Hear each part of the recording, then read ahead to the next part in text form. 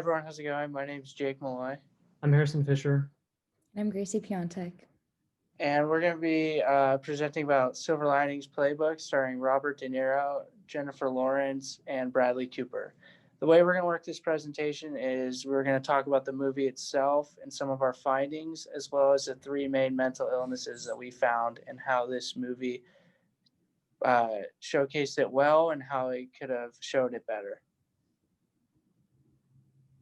So a basic plot summary is that there's this man who's Bradley Cooper, and his name is Pat Solitano, and he spends 8 months in a mental institution following an outburst wherein he harmed the man sleeping with his wife. And after he gets out, he focuses kind of monomaniacally on getting his wife back. And in order to do this, he exercises and reads items on her English syllabus, um, and essentially just devotes all of his effort to trying to get his wife back, even though she's ostensibly moved on. And he lives with his parents at this time, and it is revealed through his therapy sessions that he's bipolar, but was not previously diagnosed as bipolar. And then in this process, he meets this woman named Tiffany, who's a friend of a friend. And Tiffany struggles with depression following the death of her husband. And they make a deal where Pat will dance with her because she's entered a dance competition. And in return, she will deliver a letter to his wife, which expresses basically his desire to get back with her and his apology for hurting the man with whom that she's having an affair with. And he realizes the importance of Tiffany's role in his life and vice versa, and they end up together after the dance competition. And bipolar disorder, as defined in the textbook that we're reading, is a disorder in which a person alternates between periods of euphoric feelings of mania and periods of depression. And people with bipolar disorder often show a recklessness that produces emotional and sometimes physical self-injury. And this is from the mayoclinic.org, but these are just kind of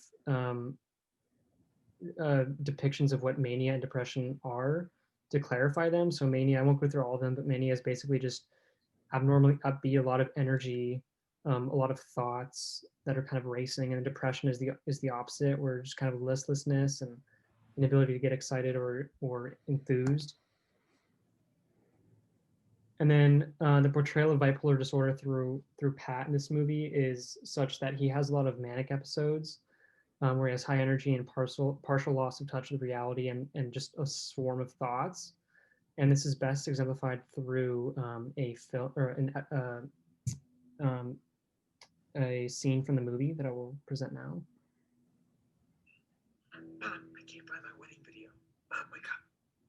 Where's my wedding video? It's after 3 o'clock. What are you doing? I looked in here, but this is all your shit up here for your sewing and everything. Did you put it up here? What about in your father's study? Don't go in my study. Dad, not now. Would you put it in here? Makes no sense for you to put it in here. Patty, what are you doing? He's got all his Eagles videos. We have one video of my wedding. Is it here? It's probably in the attic. What? Are you going in my study? Feels to me like you want to hide my wedding video. No, I'll see anything. You think I can't handle it? Please stop yelling. I'm not yelling, Mom. I'm just frustrated because I should have my fucking wedding videos. So as you can see in this scene, it's 3 o'clock in the morning when one should be asleep, but he can't sleep, and he's having a lot of thoughts about his wife and his wedding. And the only thing he wants at this point is to see his wedding video, and he does everything in his power to achieve that goal, which entails a lot of energy and excitement when perhaps he shouldn't exhibit that. And apart from this episode, kind of the general tone of the movie is he has a sense of self-worth that's bound up with another person, namely his wife. And because of this, there's kind of a partial loss of touch with reality, and there's palpable tension throughout in the sense that you never know when he's going to snap and kind of devolve into depression or mania. And then how could this portrayal have been better? There could have been more emphasis on the therapy of bipolar, and perhaps more resolution at the end than the very beginning of the new relationship that he starts with Tiffany by the end.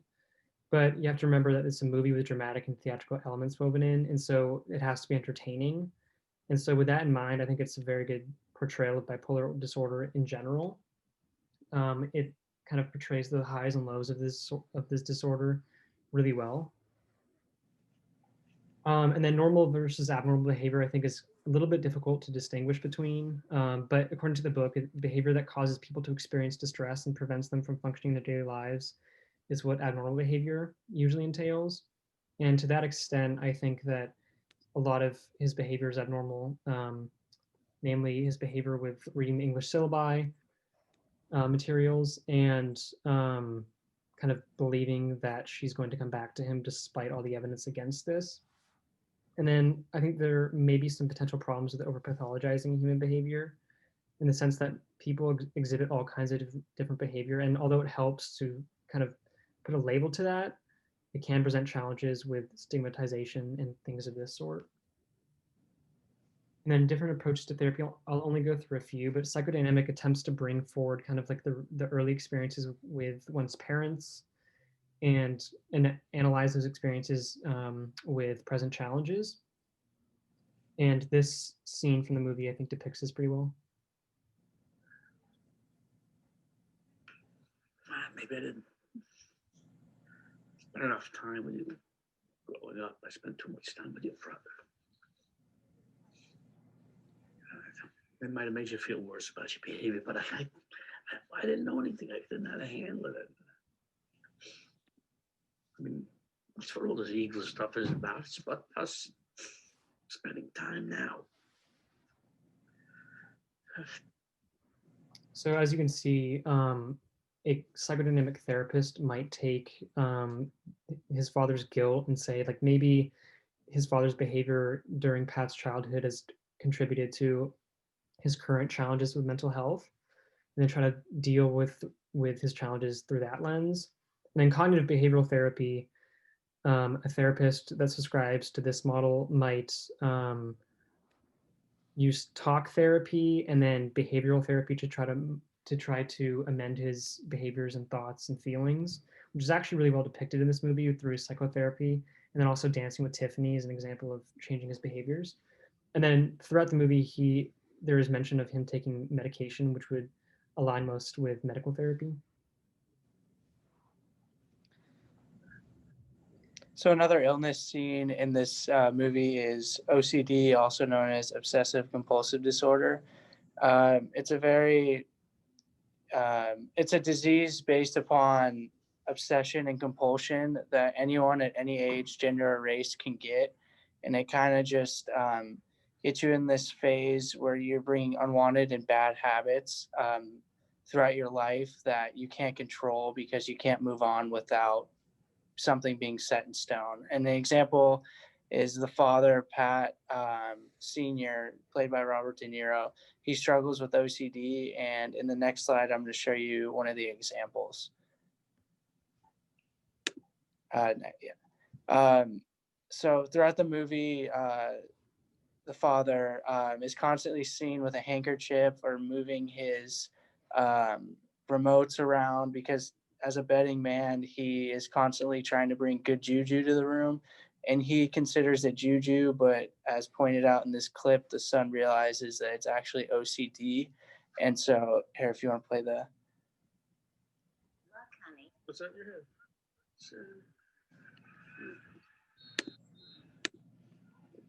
Handkerchief? Yeah.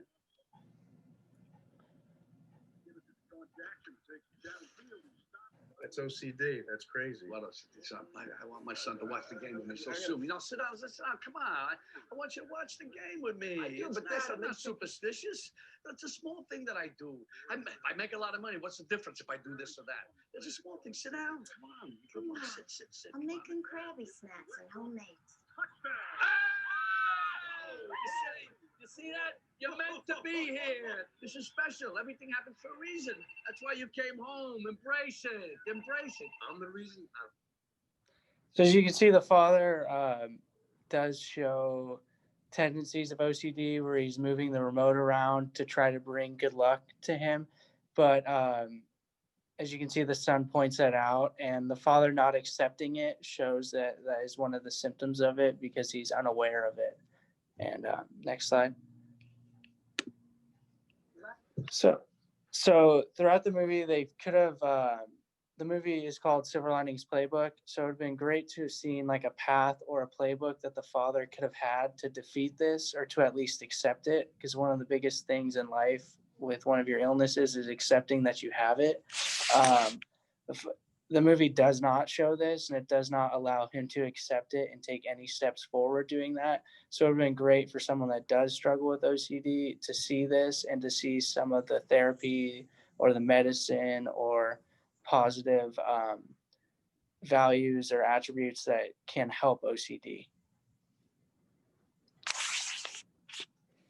So depression is also presented throughout the movie by the actions and cognitions of the main character, Tiffany. She shows signs of major depressive disorder that's defined as a severe form of depression that interferes with concentration, decision making, and sociability. From class, we've learned that depression is more prevalent in women. So it was interesting to see how the movie made the woman main character afflicted with depression. Next slide. And then here's a scene where Tiffany's thoughts concerning her mental illness can be seen, as well as some of Pat's. I think I did pretty well. Yeah, she said you were cool, basically. Basically. So some percentage not cool? No, she said you were cool, but, you know, No, I don't know. sort of how you are.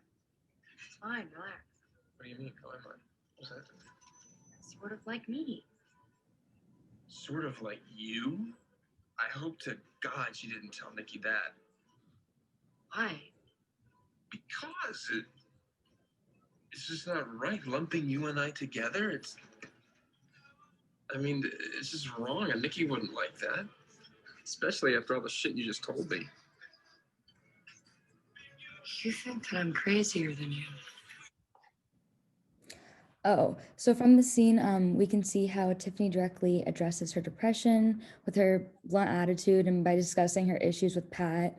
Tiffany and Pat typically embrace the similarities between his manic depressive episodes and her depression by either arguing, empathizing with each other, or even sharing common coping mechanisms, such as when they dance together, which shows how like a physical activity can be implemented to help cope with depression.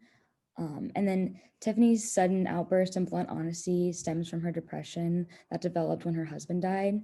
And to a neurotypical individual, it may seem like her actions are exaggerated, but hers can be linked directly to her depression.